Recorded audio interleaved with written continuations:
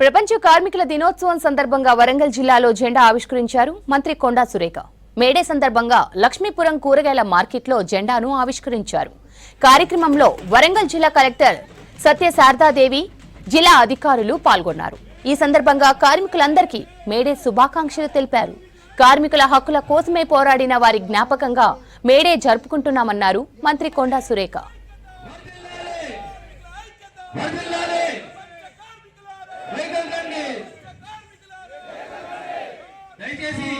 లాల్ సలాం జోహార్ మన వీరులకు.